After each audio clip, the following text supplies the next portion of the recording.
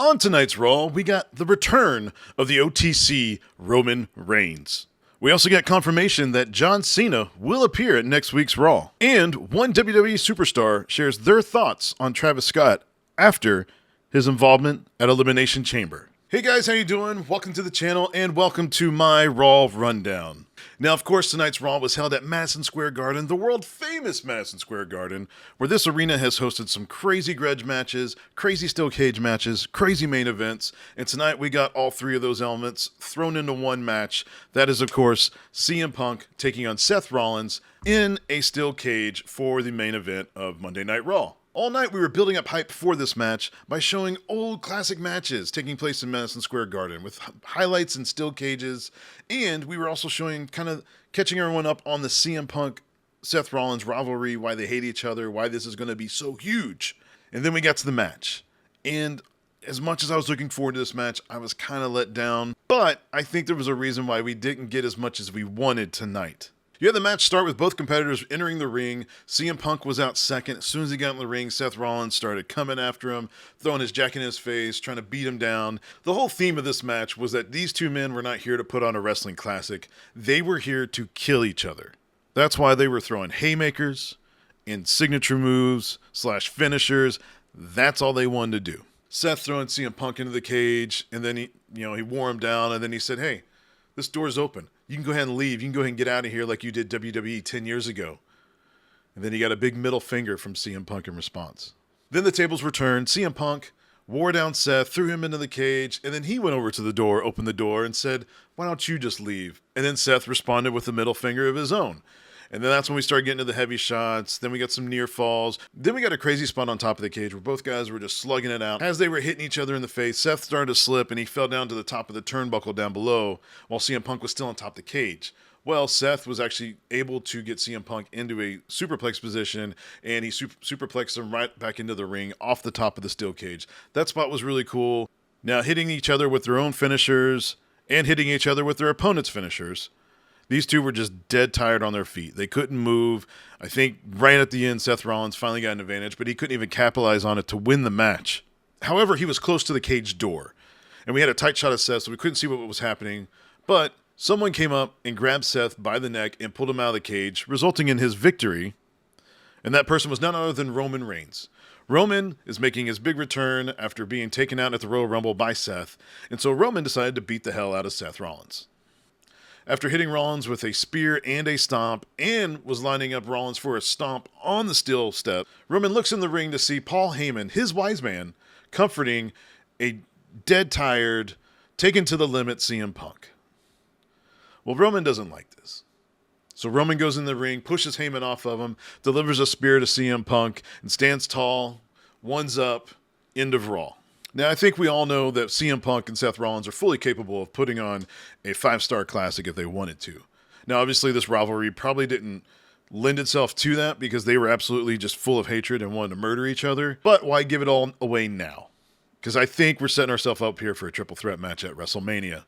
And I think this is probably going to be our night one main event. Sorry, Jey Uso, you're just not going to be in the main event this year. I'm interested in seeing how they're going to build this match with such three huge personalities going against each other here. And what is the actual prize? Like, yes, this is a rivalry between all three now, but is that enough to justify this match? Is there a stipulation that, the winner gets this, the winner gets that? I don't know. What do you guys think? Should there be a stipulation on this triple threat match at WrestleMania if that's what we get? Maybe winner gets Paul Heyman. Paul Heyman on a pole match. Paul Heyman ladder match. Let me know down in the comments what you guys thought about this, what you guys think about a potential triple threat match at WrestleMania. Another big moment on Raw was Cody Rhodes coming out and delivering another promo directed towards John Cena. Essentially, it's not much different than what the promo we got on Friday, which I think was a way better promo. But tonight we did get confirmation that John Cena will be at Raw next week in Belgium. Now that Raw is going to be a little bit different because for those of us here in America, it's going to be airing in the middle of the afternoon. And I believe the next 3 weeks of Raw are slated to do so because WWE will be overseas in Europe for a 3-week tour. So just remember the next 3 weeks, Raw will be in the middle of the afternoon, so you might see spoilers. Now, speaking of Seth and speaking of Cody, Seth was actually a guest on WFAN today where he actually spoke upon Travis Scott's involvement in the Cody Rhodes and John Cena and The Rock angle at Elimination Chamber. I have mercy on Travis Scott. This is not a man that needs to be in a wrestling ring with these giant humans. No offense to him, but he's a cruiserweight, brother. He can wrestle Rey Mysterio, maybe. He doesn't know what he's doing in there. He just whacked him on the side of the head, gave him a big old bruise, busted him open. It's just awful. If Cody gets his hands on him, it's done and dusted. Cody isn't like Braun Strowman or Andre the Giant. He's not a massive guy, but he dwarfs Travis Scott. If he can get through Travis's team of people, it's game over for him. Cody is a very nice guy. I won't speak on his behalf, but he has an undercurrent of frustration in there, especially when he gets taken advantage of in a situation like that. Absolutely. Now, Seth was kind of more joking in his tone when he was talking to the guys at WFAN. So out of that context, I can't tell if there's going to be any kind of build-up or anything in actual WWE with Travis Scott and Cody Rhodes, or if there's actually any legitimate heat back there. We all know WWE will take any kind of chance they can at getting mainstream publicity, so I wouldn't rule out the chance that we might get a Travis Scott and Cody Rhodes angle down the line. We of course heard rumors that Travis Scott is training to be a wrestler, or to at least have a wrestling match. Let me know what you guys think about if that was to happen in that situation. And if you want to check out the whole interview that Seth did with WFAN, I'll put a link down in the description. Now to run down the rest of Raw, nothing too big happened. We started off with Jey Uso taking on Grayson Waller. Jey did pull out the victory, but he was jumped by Austin Theory after the match, and then Waller and Theory both took advantage and started beating up on Jey. Jey, however, did fight them off, and just as he got the better hand, Gunther got him from behind and choked him out in the middle of the ring. Then New York welcomed Logan Paul to a course of boos. Logan decided to heel it up as he always does, and actually walked up to fellow internet star / comedian Andrew Schultz, who was sitting front row. Logan basically asked him if he was here to see Logan, and Andrew Schultz said no. And this rubbed Logan the wrong way, so he brought him in the ring, decided he was going to beat him down, and AJ Styles came out to make the save. After getting hit with a phenomenal forearm, Logan decided to retreat, and AJ basically punked him out.